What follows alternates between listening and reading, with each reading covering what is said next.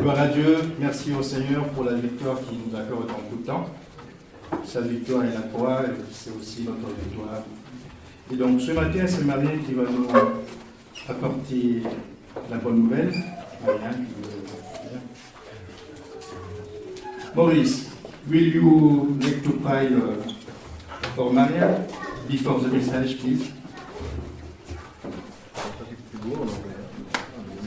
Gloire à Dieu. Le chant de l'anglais est tombé sur toi.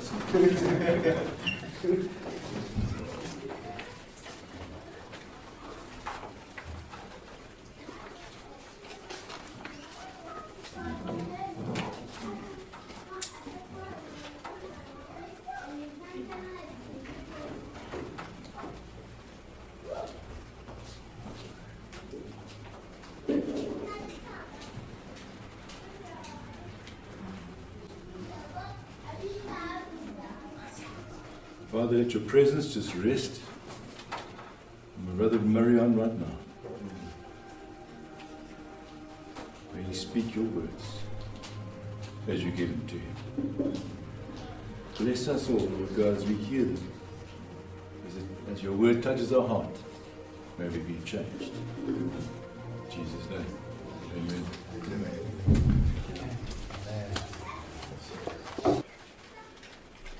Bonjour à tout le monde et bon dimanche. C'est normal. En tout cas, bon dimanche à tous et à toutes. Bon dimanche. Bon dimanche. Et surtout bonne célébration, parce que c'est ce qui nous réunit ici. C'est pas le jour qui nous réunit. Mais c'est la célébration et surtout c'est le nom de Jésus qui nous réunit ce matin. On est là, je pense que chacun de nous, on a bravé la chaleur. On est venu là pour louer le Seigneur ensemble. Chacun peut le faire chez lui, il n'y a pas de problème. Mais lorsqu'on est rassemblés comme ça en famille, il y a comme si une onction corporative des uns et des autres, et c'est beau. Voilà pourquoi la Bible dit qu'il est beau et doux pour les frères et sœurs de demeurer ensemble. Et moi, la conclusion me plaît beaucoup. C'est là, car c'est là où l'Éternel déverse la bénédiction en abondance. Amen. Et c'est tellement merveilleux, c'est tellement beau de passer ces moments-là. Quand on entend la prière d'un frère, on entend la prière d'une sœur, on entend des voix qui louent le Seigneur. Waouh, ça fait du bien. Et on dit merci Seigneur pour la famille que tu nous as donnée en Christ. Amen. Amen. On a chanté tout à l'heure la victoire. Moi j'ai un problème, parce que quand on dit victoire, j'ai l'impression qu'on ne peut pas chanter victoire et puis de ne pas être physiquement totalement dans la victoire. Moi, alors, il y a des gens comme moi qui ne savent pas forcément manifester la victoire, parce que parfois même quand je marque un but, je ne saute pas. C'est des autres qui courent après derrière. Ou même parfois, je réussis un examen. En fait, ma joie est tellement intérieure que je ne sais pas faire comme les autres. Moi, je vois des copains, quand ils ont réussi, mais ils vont courir, ils sont capables de faire le tour du bâtiment. Ouh, tout ça. Et moi, je n'arrive pas. Mais la victoire, franchement, c'est quelque chose qui se fête et surtout qui se vit. Et on a chanté ce matin, et vraiment que le Seigneur vienne nous ouvrir encore les yeux pour qu'on puisse se rendre compte que nous sommes victorieux en Jésus-Christ, sur toute chose. Amen. Amen. Paul m'a posé la question ce matin, est-ce que le message est aussi sur la victoire? Ça parlera aussi de la victoire. Paul, ça parlera aussi de la victoire. Merci Seigneur pour les chants, pour l'inspiration. En tout cas, il t'a conduit et merci à toute l'équipe de louanges. Ce matin, on va lire la parole de Dieu dans 1 Roi chapitre 19. On va lire tout le chapitre. Parce que parfois, dans la célébration, par exemple, juive, on lit beaucoup. Et souvent, on ne lit pas assez. On lit 2-3 versets, on a l'impression qu'on est fatigué. Et puis, ouais, mais cette histoire, je connais, donc voilà. Et hop, on passe directement à la conclusion qui est celle. Mais je pense que ce matin, on va essayer de lire vraiment tout le chapitre de 1 Roi chapitre 19. Akab rapporta à Jézabel tout ce qu'avait fait Élie et comment il avait tué par l'épée tous les prophètes. Jézabel envoya un messager à Élie pour lui dire « Que les dieux me traitent dans toute leur cœur. Si demain à cette heure, je ne fais pas de ta vie ce que tu as fait de la vie de chacun d'eux, Élie, voyant cela, se leva et s'en alla pour sauver sa vie. Il arriva à Beersheba, qui appartient à Juda, et il y laissa son serviteur. Pour lui, il alla dans le désert, où après une journée de marche, il s'assit sous un genêt et demanda la mort, en disant, « C'est assez. Maintenant, Éternel, prends mon âme, car je ne suis pas meilleur que mes pères. » Il se coucha et s'endormit sous un genêt. Et voici, un ange le toucha et lui dit, « Lève-toi, mange. » Il regarda et il y avait à son chevet un gâteau cuit sur des pierres chauffées et une cruche d'eau. Il mangea et but, puis se recoucha. L'ange de l'Éternel vint une seconde fois, le toucha et dit, « Lève-toi, mange, car le chemin est trop long pour toi. » Il se leva, mangea et but. Et avec la force qui lui donna cette nourriture, il marcha 40 jours et 40 nuits jusqu'à la montagne de Dieu, à Horeb. Et là, il entra dans la caverne, et il passa la nuit. Et voici, la parole de l'Éternel lui fut adressée en ces mots. « Que fais-tu ici, Élie » Verset 10. Il répondit, j'ai déployé mon zèle pour l'Éternel, le Dieu des armées, car les enfants d'Israël ont abandonné ton alliance. Ils ont renversé tes autels, et ils ont tué par l'épée tes prophètes. Je suis resté, moi seul, et ils cherchent à m'ôter la vie. L'Éternel dit, sors et tiens-toi dans la montagne, devant l'Éternel. Et voici, l'Éternel passa. Et devant l'Éternel, il y eut un vent fort et violent qui déchirait les montagnes et brisait les rochers. L'Éternel n'était pas dans le vent, et après le vent, ce fut un tremblement de terre. L'Éternel n'était pas dans le tremblement de terre. Et après le tremblement de terre, un feu. L'Éternel n'était pas dans le feu. Et après le feu, un murmure doux et léger. Quand Élie l'entendit, il s'enveloppa le visage de son manteau. Il sortit et se tint à l'entrée de la caverne. Et voici, une voix lui fit entendre ces paroles. « Que fais-tu ici, Élie » Il répondit, « J'ai déployé mon zèle pour l'Éternel, le Dieu des armées, car les enfants d'Israël ont abandonné ton alliance. Ils ont renversé tes autels, ils ont tué par l'épée tes prophètes. Je suis resté moi seul, et ils cherchent à m'ôter la vie. » L'Éternel lui dit, « Va, reprends ton chemin par le désert jusqu'à Damas. Et quand tu seras arrivé, tu oindras Hazaël pour roi de Syrie. Tu oindras aussi Jéhu, fils de Nimshi, pour roi d'Israël. Et tu oindras Élisée, fils de Shaphat d'Abel-Méola, pour prophète à ta place. Et il arriva que celui qui échappera à l'épée de Hazaël, Jéhu le fera mourir, et celui qui échappera à l'épée de Jéhu, Élisée le fera mourir. Mais je laisserai en Israël 7000 hommes, tous ceux qui n'ont point fléchi les genoux devant Baal, et dont la bouche ne l'a point baisé. » Élie partit de là, et il se trouva Élisée, fils de Shaphat. Il labourait, et il y avait devant lui 12 paires de bœufs, et il était avec la 12e.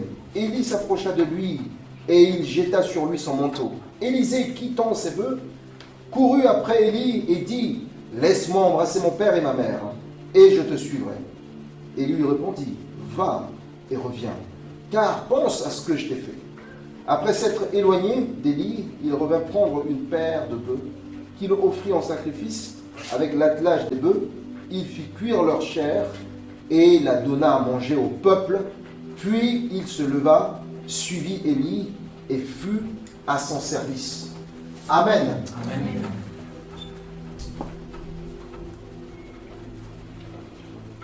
Alors ce long texte, c'est une histoire.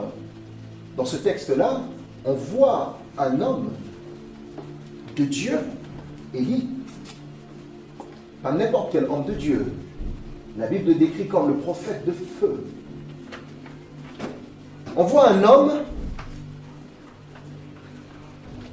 qui, découragé, effrayé, abandonne, baisse les bras, fuit, il demande la mort. on voit dans ce texte un homme qui veut tout plaquer. Il veut tout plaquer. On voit un homme qui ne veut plus rien savoir. C'en est assez. Point d'exclamation.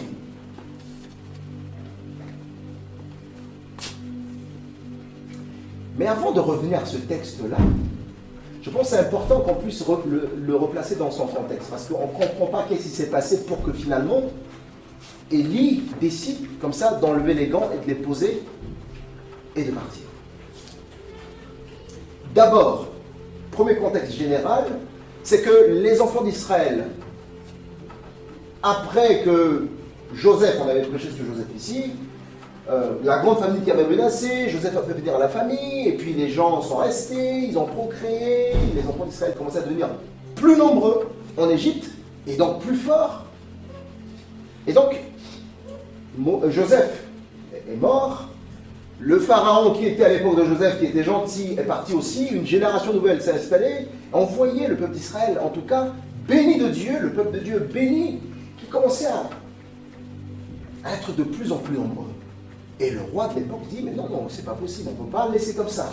Parce que si on les laisse comme ça, et ça sent un peu la politique de remplacement. Ils vont nous remplacer, ils vont prendre notre terre, et puis c'est fini, on n'aura plus notre royaume ici. Donc ils ont décidé, par des manœuvres humaines, par des moyens humains, de pouvoir essayer de les assujettir. Donc ils ont commencé à dire, tiens, on va essayer de commencer à les assujettir en leur donnant des travaux forcés, des travaux difficiles, comme ça l'homme qui va travailler trop dur, une fois fatigué, il rentre chez lui, il n'a qu'une seule envie, une seule pensée, c'est d'aller dormir. Et ne pas penser forcément à la procréation. Donc c'est d'user au maximum les plus forts. Bon, une fois qu'ils ont commencé ça, ils ont dit, mais non, allons jusqu'au bout. Tous les garçons, les mâles en tout cas qui sont nés, il faut les épargner. En gros, il faut les tuer. Comme ça, on est tranquille. Sauf que Dieu, dans son plan, qu'il avait dit déjà dans Genèse chapitre 12, verset 5, à Abraham, il dit à Abraham, quitte ton pays, quitte tout ça, et va dans un endroit que je vous montrerai. Il lui a envoyé d'aller à Canaan. Et cette promesse-là a traversé les temps. Et cette promesse va être renouvelée, en tout cas aux enfants d'Israël. Où Dieu, à un moment donné, va envoyer un libérateur en la personne de Moïse, né avec des conditions que vous connaissez, on voulait raconter à sa vie, bon, il est parti, il est revenu. Bref, il a sorti les enfants d'Israël. Quand il a sorti les enfants d'Israël, après effectivement la rébellion des enfants d'Israël, Moïs s'est évité plusieurs fois, et après, Dieu l'a repris. Dieu a repris Moïse, il a suscité un nouveau leader, Josué.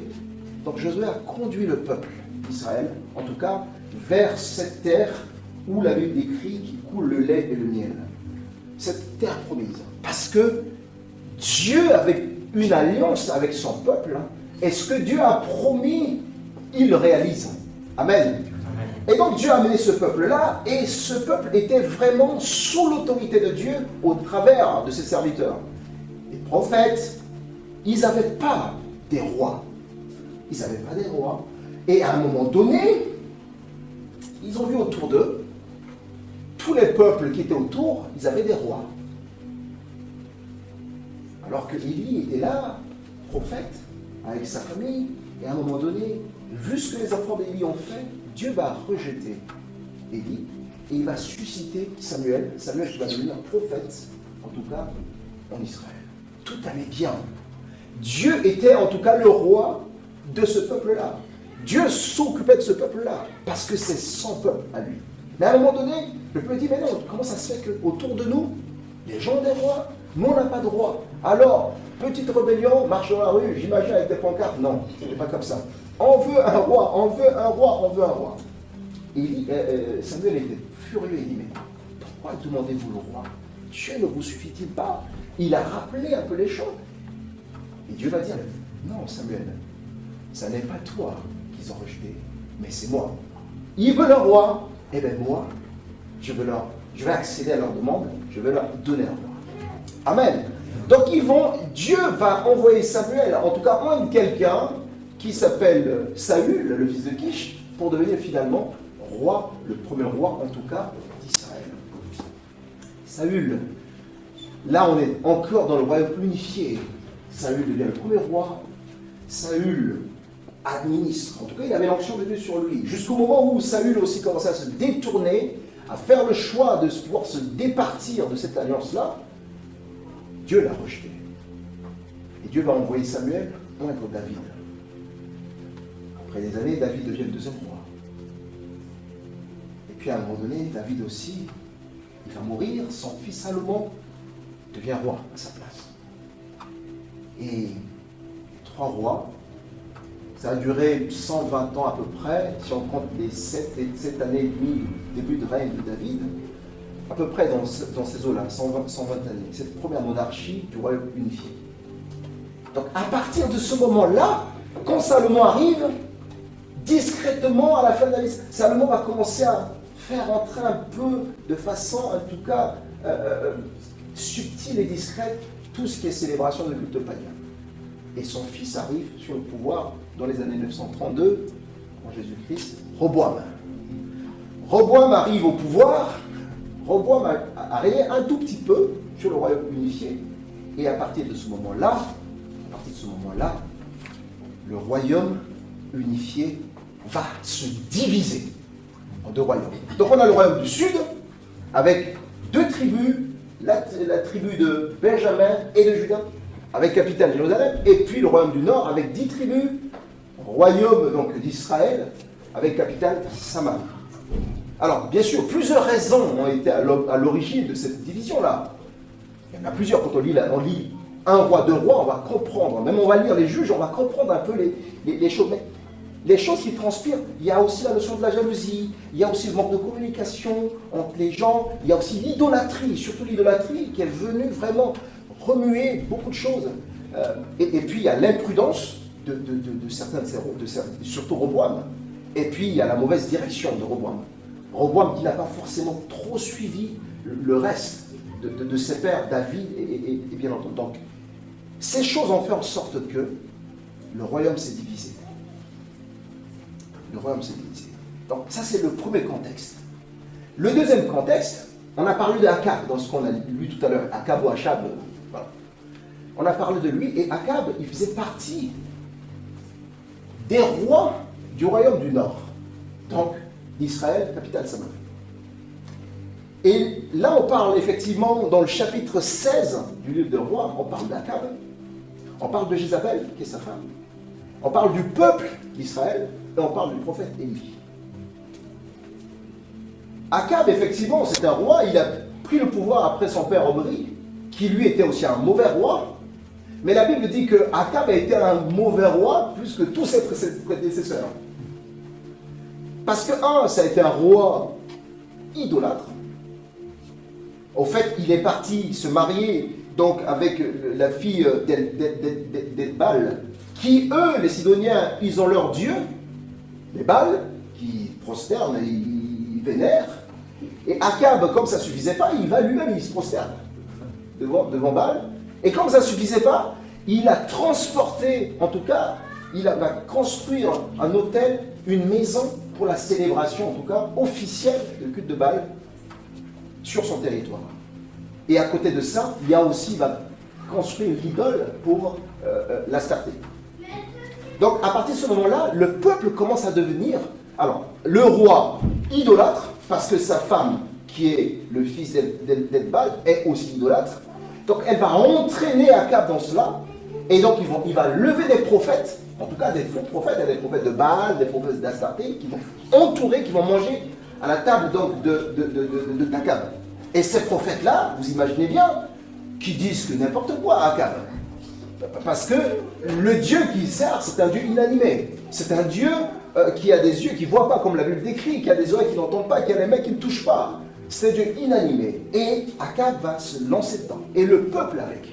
Donc on va se retrouver en face d'un peuple un peu syncrétisé. C'est-à-dire un peuple à la fois qui a la connaissance de Dieu, qui a l'alliance de Dieu sur la vie, mais en même temps est tiré vers l'idolâtrie. Et dans le verset 10 du chapitre 19, à un moment donné, Élie va leur dire, mais jusqu'à quand vous allez continuer à clocher de 2 côtés? Un coup chez Baal, un coucher et deux, on ne comprend pas. Décidez, faites un choix, arrêtez de jouer à l'équilibriste et l'équilibriste. Ça vous rappelle l'équilibriste, hein? Arrêtez de jouer à l'équilibriste. Soit vous choisissez Baal et allez avec Baal, soit vous êtes avec Dieu et rappelez-vous de l'annonce. Et donc c'est dans ce contexte où le péché a tellement abondé sur le territoire, en tout cas d'Israël, du côté royaume du Nord, je précise, c'est dans ce contexte-là que Élie, le prophète Élie, qui est un habitant de Galade, va voir le roi Akab et il va lui dire clairement dans le chapitre 17, il dit « L'Éternel est vivant. Le Dieu d'Israël dont je suis le serviteur, il n'y aura ces années ni rosée, ni pluie, sinon à ma parole. » Parce que c'était tellement, ça commençait à devenir tellement gros le péché que, poussé par l'Esprit de Dieu, le prophète Élie a pris ses responsabilités. Il est parti voir le roi. Et quand il a dit ça, Dieu voyant que ça allait être catastrophique après, il n'allait pas pleuvoir. Alors, là, il fait chaud. Mais on sait que bon, il peut pleuvoir, il peut y avoir de l'orage, les jours à venir. Mais ce que Élie avait dit, Élie dit, si ce n'est pas ma parole, c'est-à-dire si je ne suis pas conduit par l'Esprit de Dieu, et si je ne reviens pas sur ma parole, si Dieu ne m'autorise pas de le faire, eh bien il ne va pas pleuvoir. Sans délai. Amen. Et quand il va dire ça à Akab, je pense que ça n'a pas été forcément une bonne nouvelle pour lui. Peut-être au début, il prenait ça comme une blague. Peut-être. Et les choses ont commencé à devenir vraiment sérieuses. Et quand il a prononcé ces paroles-là, Dieu, dans son amour, va exiler Élie. Premier départ d'Élie. Ce premier départ-là, c'est Dieu qui l'exile. Ça n'est pas lui.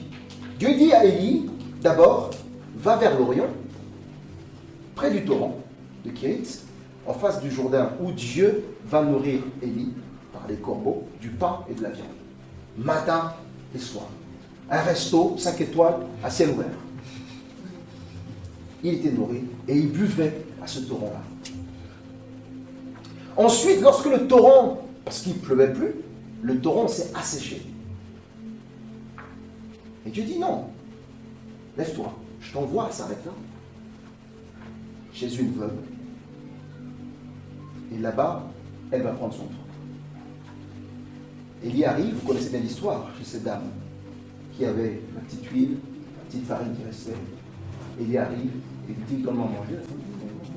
Il reste juste petite farine et lui là. Je vais faire, on va manger et puis après on va mourir. Donc il y avait peu de visibilité, en tout cas sur la vie. On mange et puis on meurt. Peut-être le lendemain, dans 3 jours, dans 4 jours, on sait. Et Élie va dire non, ça ne va pas se passer comme ça. Va faire le pain, donne-moi d'abord. Dis donc quand même, c'est osé. Donne-moi d'abord, je mange et après tu fais pour ton fils et tu fais pour toi. Franchement. Il faut avoir la foi quand même pour aller faire le pain. Qu'est-ce qui m'aura suffi? Dis pas que c'était l'arnaque qui aussi était affamé. Une fois qu'il mange le pain, il boit de l'eau, il fait sa route. Enfin, il a eu la foi de le faire. Et Dieu a béni cette famille. J'ouvre simplement une parenthèse dans le chapitre 17 pour dire que dans l'exil que Dieu a fait, Dieu a exilé Élie. C'était comme une forme de repos. Mais dans cet exil, dans ce repos de Dieu, Dieu a continué à utiliser Élie puissamment pour sauver la vie à cette veuve et son fils, et ensuite aussi sauver la vie au fils de la veuve, parce que le fils de la veuve était tombé malade, il était mourant. Et Élie a prié, et le fils est revenu à la vie. Amen. Amen. Ce que je veux dire par là, c'est que même parfois dans le repos que Dieu nous donne, Dieu ne nous coupe pas son alliance. Dieu nous utilise même dans le repos. Moi, j'ai des témoins des personnes alors qu'ils sont hospitalisés. Dieu les utilise dans l'hospitalisation pour annoncer l'évangile aux hommes et aux femmes qui sont autour pour qu'ils puissent avoir la vie sauve. Pour qu'ils puissent passer de la mort définitive à la vie éternelle. Amen. Il y a des personnes comme ça qui se retrouvent en prison, pas parce qu'ils ont fait quelque chose, Et ça constitue un repos, parce que quand on est en prison, tu passes ton temps à dormir, à suivre les instructions, tu manges, on te fait sortir de la cour, tu prends de l'air, on te ramène dans la prison. C'est une forme de repos forcé.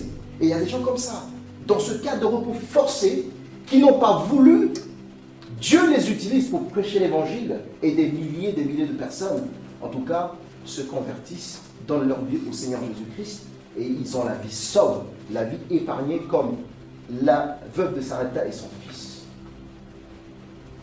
La vraie question, qu'est-ce qu'on fait, moi, toi, nous tous, dans nos temps de repos? Lorsqu'on est en vacances, qu'est-ce qu'on fait? On prend ces vacances de Dieu. On refuse de dire, mais Seigneur, non, mais tu vois bien que je suis en vacances là. Tu vois bien que je suis en vacances quand même. Oh. C'est juste quelques jours, 3 jours, 4 jours. Dieu n'est pas contre le fait qu'on se repose. Mais est-ce qu'on est apte pendant le temps de vacances, où Dieu est même content qu'on puisse reposer notre corps? C'est important. Mais si Dieu nous dit, écoute, je veux que tu fasses ça, est-ce qu'on va dire à Dieu, ben non, quand même, c'est bon. De toute façon, là, je ne suis pas, ouais, là, je suis en survie, là. Attends d'abord que le truc termine et je repars, je vais repartir. Non. Et il a fait. Sa vie même, à lui, a été sauvée, parce qu'il a eu à manger tout le temps, pendant ce temps de vie. Et il a réussi aussi à sauver la vie des gens qui sont autour de lui. Donc c'est vraiment la première question, la première interrogation que le Seigneur, vraiment, par son esprit, m'a mis dans la pensée de dire, quand je suis en vacances, quand je suis dans mon temps de repos, que le Seigneur a permis, après 9 mois de travail, après 10 mois de travail, le Seigneur permet, il donne les finances, il donne l'itinéraire, il donne même l'endroit, il vous convainc de là où il faut aller. Vous êtes heureux, vous êtes bien dans un endroit magnifique. Mais vous faites quoi? Si le Seigneur veut vraiment vous utiliser, vous êtes d'accord ou pas? Je me suis posé cette question, enfin le Seigneur m'a posé cette question, et j'ai essayé de débrouiller des réponses. Mais je pense que parfois, en mettant de vacances personnelles, je passe parfois à côté de beaucoup de choses. Je passe à côté de beaucoup de choses. Vraiment que le Seigneur m'aide, moi, que nous aide tous, même dans nos temps de repos, à être utiles pour lui. Amen. Amen. Les 3 années sont terminées. Donc on arrive dans le chapitre 19. Après 3 ans, ils agissent sur un territoire, 3 ans, il ne pleut pas. Pas de rosée, rien du tout. Dieu va dire à Élie, ok, repars maintenant, va voir Akab. Parce qu'on a un Dieu compatissant, on a un Dieu rempli d'amour. Dieu a vu la souffrance certainement de son peuple. Et il voulait que, en tout cas, le peuple confronté à ces genres de situations, peut-être que le cœur du peuple allait aussi s'incliner. Et Dieu dit, mais non, au bout de 3 ans, repars. C'est à ce moment-là, il est reparti au bout de 3 ans pour aller voir le roi. Chez Akab, il y avait Abdias, un homme qui servait chez Akab, mais qui craignait Dieu. Et Akab lui dit, mais écoute Abdias, sortons, restons pas là. Moi, je vais aller peut-être au nord, toi tu vas au sud, on va aller chercher des endroits où il y a un peu de verre pour nourrir les bêtes, parce que les jours qui arrivent, s'il n'y a rien, ben on va continuer à commencer à abattre les bêtes, parce que ça ne sert à rien de les laisser comme ça. Akab part, Abdias, il descend, et là, il voit Élie, il rencontre Élie. Et il lui dit, Abdias dit, mon Seigneur, respect, voilà. À l'époque, on respect mon Seigneur. Ah, ok. Et Élie dit à Abdias, va dire à Akab que je veux le rencontrer. Abdias dit, mais ouais, mais écoute, t'es sympa. T'es sympa. Je peux pas aller dire que t'es ici. Je peux pas aller dire que t'es ici.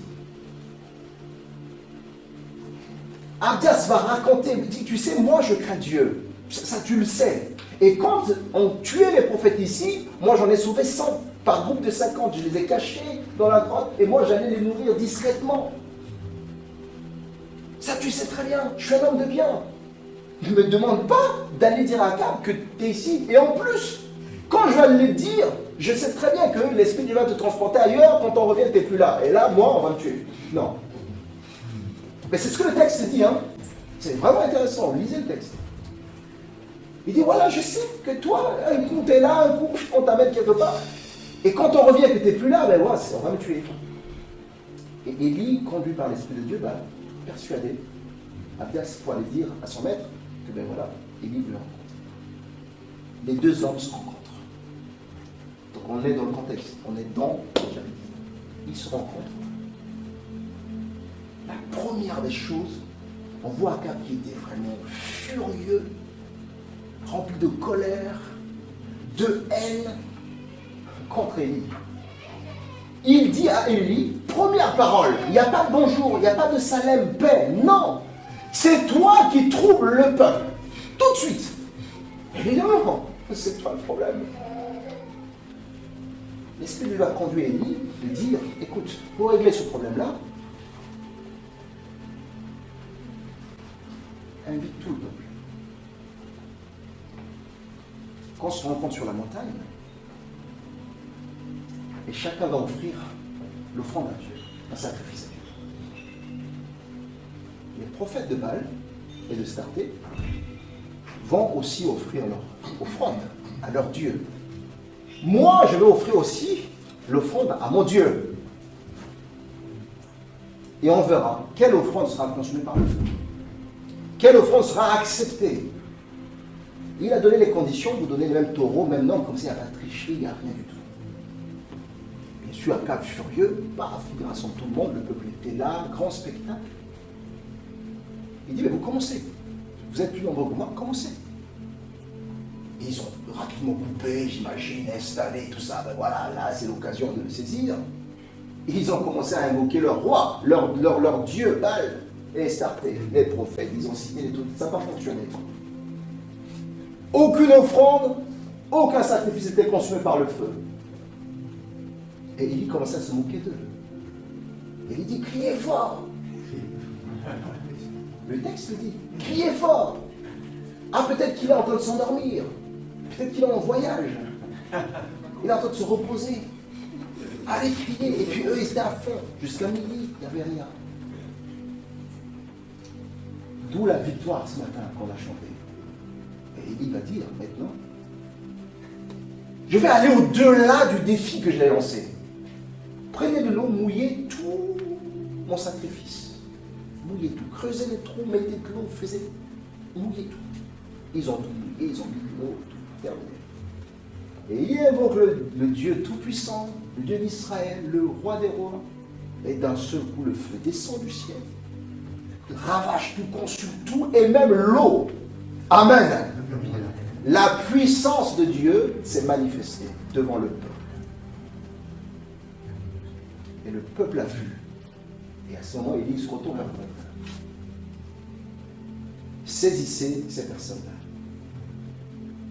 Ils ont saisi, ils ont déplacé quelque part, et la Bible dit qu'Élie les a égorgés. Élie les a égorgés. Et 850. 450 de Baal, 400 d'Astarté. Et une fois qu'Élie a fait ça, il est rentré. Élie a dit maintenant à Akab, voilà, il va pleuvoir, il va machin, tout ça. Et puis la pluie, finalement, je saute les détails, est arrivée. Akab arrive chez lui, il fait le compte rendu à sa femme, Jézabel. Il dit, voilà ce qui s'est passé. Voilà l'humiliation qu'on a subie. Et puis, t'es prophète, il n'y a plus personne. Ils ont tous tués, c'est fini. Jézabel dit, ben voilà, moi le messager, si demain matin, toi Élie, tu es encore vivant, je ne m'appelle plus Jézabel. Et quand Élie a entendu ça, il a fui. C'est le texte qu'on a lu dans 1 Roi chapitre. Il a pris fuite.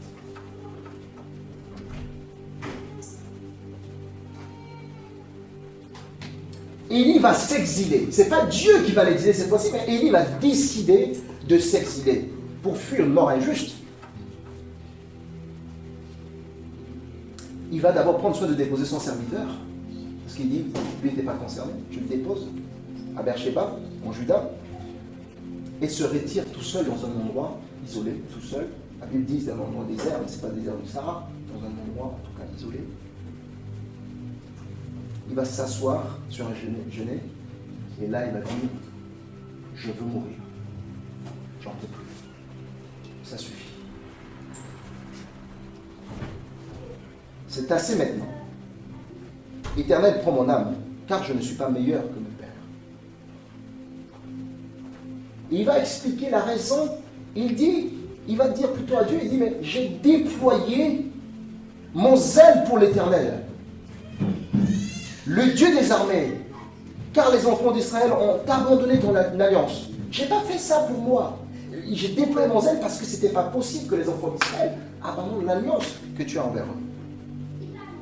Ils ont renversé tes autels, ils ont tué tous les prophètes, et ils cherchent à m'ôter la vie, puisque je suis assez le seul. Donc là, je suis en face de toi, je dors là, c'est fini. Dans mon sommeil terminé. Je ne veux plus continuer.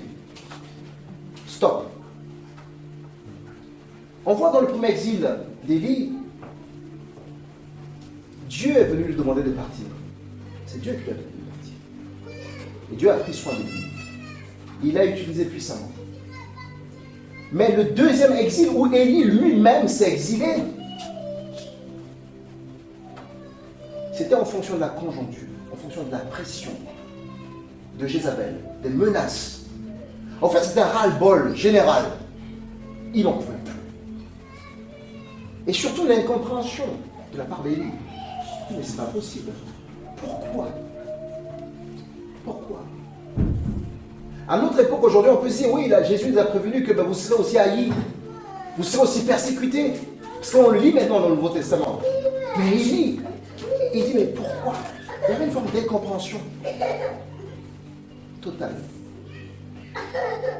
Et il dit en gros, je suis victime de mon zèle pour Dieu. Ils veulent m'ôter la vie. Je ne suis pas meilleur que mon Père. J'abandonne, je démissionne.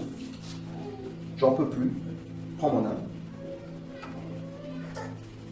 La vraie question, c'est que est-ce qu'il n'arrive pas des moments comme ça dans notre vie chrétienne où on dit, Seigneur, c'est fini.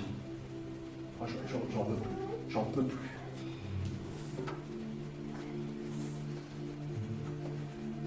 Est-ce qu'il n'arrive pas des moments comme ça dans notre famille, à la maison, ou la grande famille? On dit, Seigneur, tout ce qui se passe dans la famille, j'en peux plus. Je ne peux plus suivre. Tu vois, tout le zèle que j'ai déployé pour ma famille, tout ce que j'ai pu faire, ça ne marche pas. Et je suis détesté en plus. On ne m'aime pas. Quand on voit ma tête, on ne m'aime pas. Mais c'est même pas pour moi, c'est à cause de toi que je fais tout ça.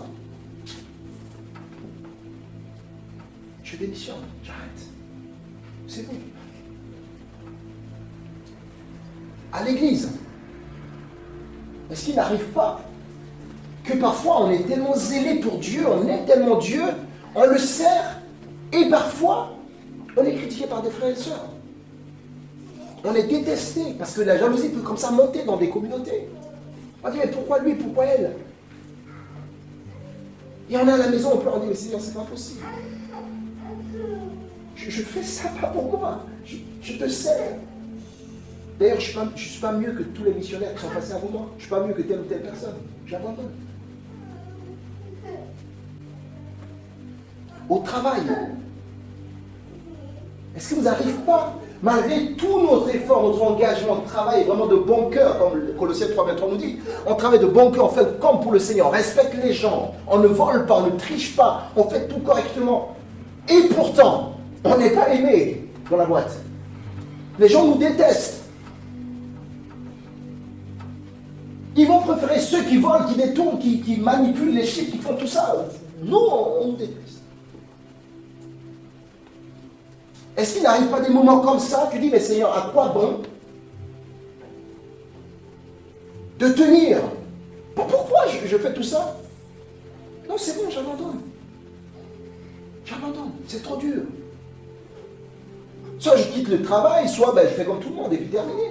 Comme ça, je suis tranquille. J'en peux plus. Parmi nos amis, pareil. Est-ce qu'on n'a pas des amis où, lorsqu'on n'est pas là, ils parlent mal de nous? Pas parce qu'on est... mais parce que simplement, on dit la vérité, on aime Dieu. On leur dit, mais écoutez, la vie éternelle. Et ça les saoule, ça les dérange. Et quand on n'est pas là, il dit, mais il se prend pour qui? Il se prend pour l'évêque, il se prend pour... À un moment donné, on est mis de côté. On dit, Seigneur, on ne peut plus. Je démissionne. J'arrête de parler de toi aux gens. De toute façon, je ne suis pas meilleur. S'il veut venir à toi, il vienne. S'il ne veut pas, ben tant pis.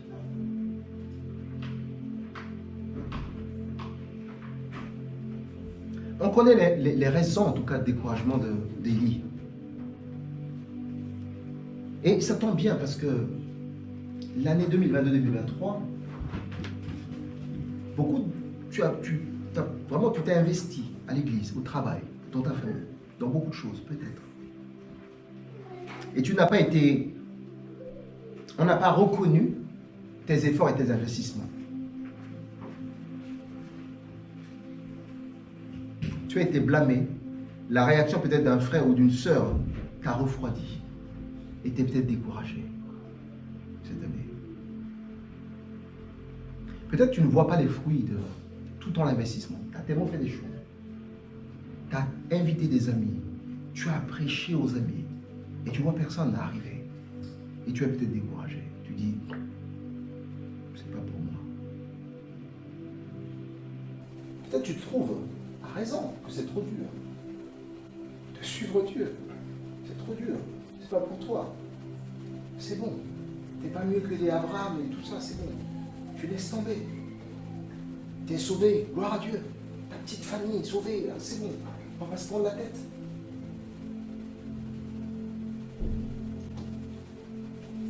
Et tu as pris la décision, en tout cas, avec tout ça, de plaquer tout. Tu es découragé. Tu n'as plus envie de continuer. Tu as enlevé tes gants de boxe, tu les as posés juste au bord du ring et tu es parti.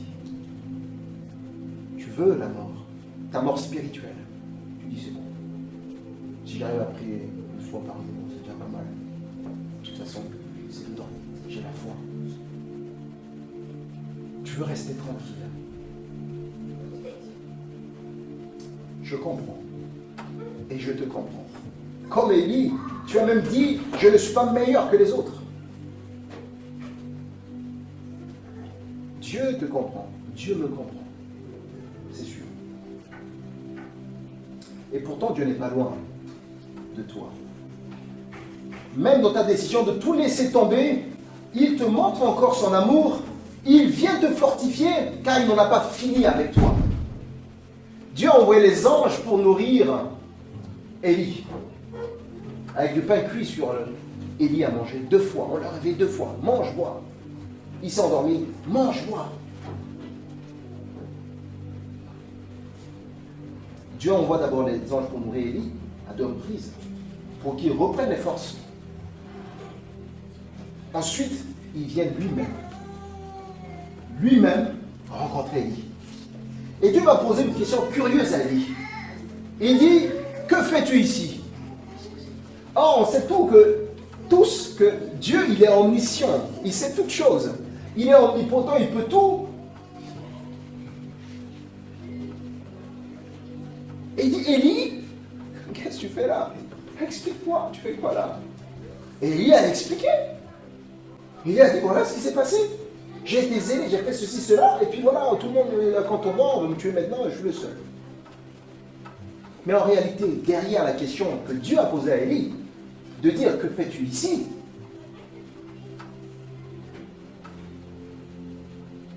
Dieu voulait dire à Élie simplement, Élie, là où tu es, c'est pas ta place. Amen. Tu n'es pas à ta place, Élie. C'est pas ta place ici, dans cette grotte, dans ces endroits un peu bizarres, tout seul. Non, c'est pas ta place ici. Ta place est au milieu des nations. Parce que les prophètes tuaient la bouche de Dieu sur la terre. Tu ne peux pas prophétiser aux cailloux qui sont autour de toi.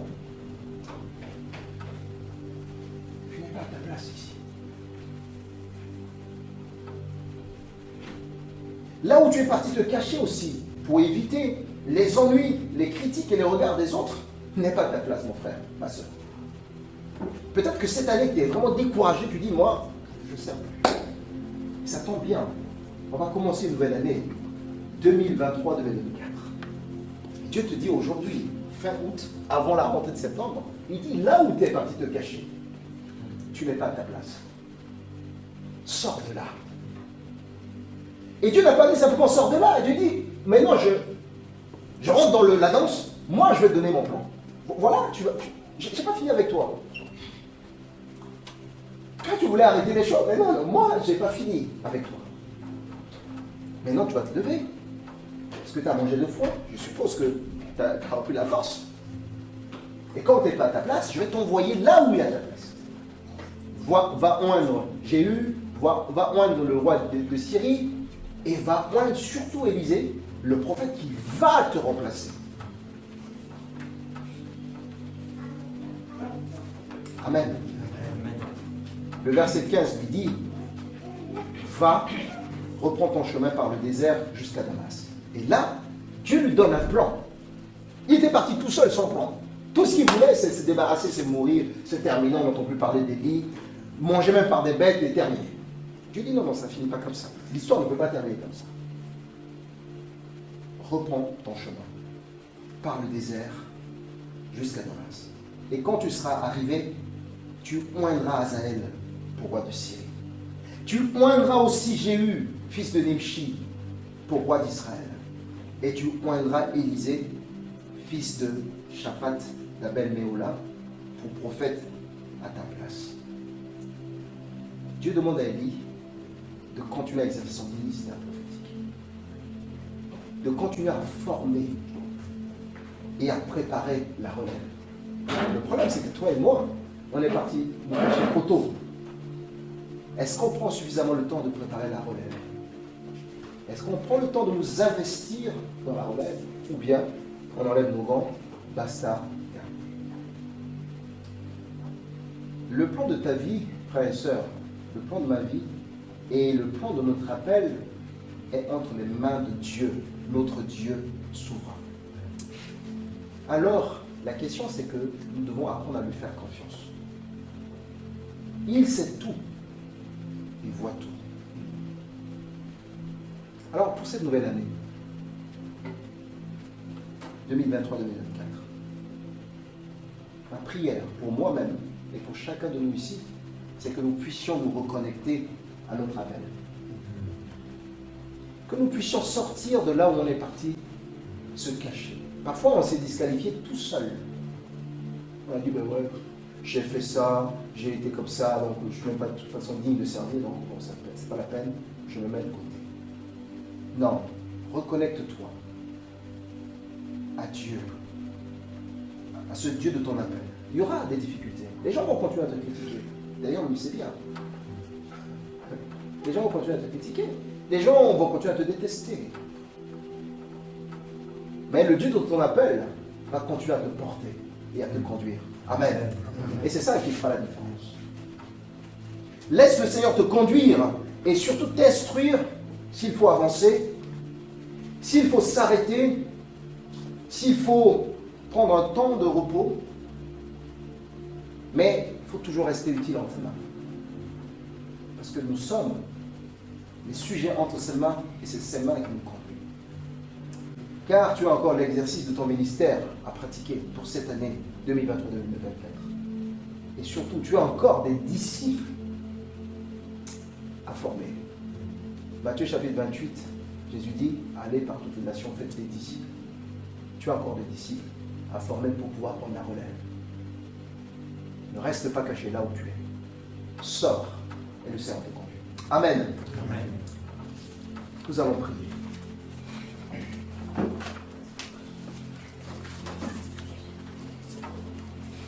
Seigneur Jésus, merci. Merci pour ta parole ce matin. Nous voyons, Seigneur, que ton alliance, quand tu tisses l'alliance, Seigneur, avec quelqu'un, avec un peuple, tu n'abandonnes pas, Seigneur, ton alliance. Tu n'as pas abandonné, Seigneur, ton alliance pour ton peuple d'Israël. Tu n'as pas abandonné, Seigneur, ton alliance pour nous, Seigneur, l'alliance avec le Saint-Esprit en Jésus-Christ. Oui, Seigneur, il se peut que dans notre vie, dans notre service, dans notre ministère, pour toi, dans notre appel, nous avons senti aussi des moments de découragement. Lorsque nous avons vu peut-être que la communauté patinait, lorsque nous avons vu peut-être qu'on n'est pas trop suivi, lorsque nous voyons peut-être que nous sommes critiqués, lorsque nous voyons peut-être que dans notre propre famille, parfois on est critiqué et vu de travers. Et pour toutes ces raisons, parfois on se dit, mais non, c'est bon, on veut arrêter, on veut démissionner, on veut jeter les gants. Et on prend souvent la décision, Seigneur, de nous isoler et nous mettre dans des endroits où, Seigneur, ce n'est pas notre place. Merci, Seigneur, parce que ton amour vient toujours nous chercher là où on s'est isolé. Tu viens toujours nous fortifier là où on s'est isolé. Et tu viens nous replacer, Seigneur, dans ton plan. Tu viens nous replacer, Seigneur, dans ton projet. Père Céleste, je prie vraiment pour que cette rentrée 2023-2024, Seigneur, que tu puisses sortir au-delà de la communauté New Life, mais au-delà, Seigneur Jésus-Christ, de cette communauté, la vie de Rouen, tous les chrétiens, toutes les chrétiennes, Seigneur Jésus-Christ, qui sont isolés, qui sont partis, Seigneur, s'isoler, qui sont découragés, qui n'en peuvent plus. Père, je prie pour que tu ailles les chercher, pour les replacer sur le chemin de leur appel. Parce que tu n'en as pas encore terminé et fini avec eux. Père, je prie pour que cette parole trouve place dans nos cœurs, pour que cette parole, Seigneur, nous fortifie, pour que cette parole nous édifie, et pour que cette parole nous reconnecte encore davantage, Seigneur, à ton alliance et à la bonté, Seigneur Jésus-Christ, de ton nom. Nous voulons, Seigneur, que cette année soit une année de reconnexion. Une année de reconnexion. Une année de reconnexion avec les membres de famille. Une année de reconnexion avec les collègues au travail. Une année de reconnexion, Seigneur, avec toi. Une année de reconnexion avec le ministère. Une année de reconnexion, Seigneur, avec le corps de Christ, de façon générale. Merci, Seigneur, pour ton plan sur nos vies. Nous te bénissons, Seigneur, pour tout ce que tu es et pour tout ce que tu fais, jour et nuit, Seigneur. Reçois, Seigneur, toute la gloire. Béni sois-tu ton Seigneur. Au nom de Jésus. Amen. Amen.